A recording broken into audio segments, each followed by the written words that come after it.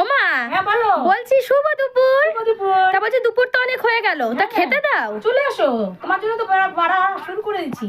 ও আচ্ছা, তা চলো দেখাও। দেখো গরম গরম ভাত পড়ে গেল। আচ্ছা, গরম গরম ভাত। হ্যাঁ দেখো আগুন আগুন ভাত।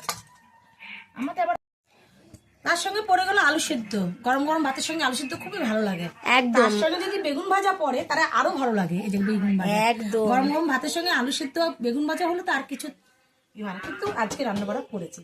ঠিক আছে। আমাদের প্রিয় খাদ্য দেখো, কি? আমার প্রিয় খাদ্য দেখো, কচুর শাক। আরে বাবা, ছোলা দিয়ে বানিয়েছি আজকে, ছোলা দিয়ে কচুর শাক করেছি। দেখতেই পাচ্ছেন কি দারুণ কালার হয়েছে। দেখো আজকে কি রান্না করেছি দেখো তো, এটা সিম দিয়ে ডাল করেছি। দেখো সিম দিয়ে ডাল, মুসুরির ডাল করেছি সিম দিয়ে, দেখেছো সিম আস্তে আস্তে সিম দেখো।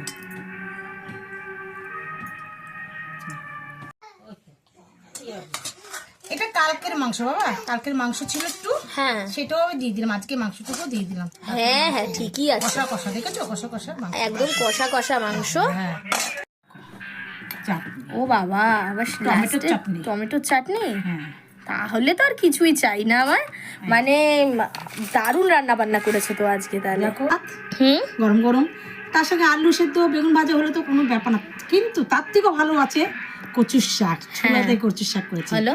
ডাল হয়েছে, হ্যাঁ সিম দিয়ে ডাল করেছি, হ্যাঁ। মাংস কালকের মাংস ছিল, তা কালকের মাংসটা দিয়ে দিলাম, এবং লাস্ট পেজে চাটনি।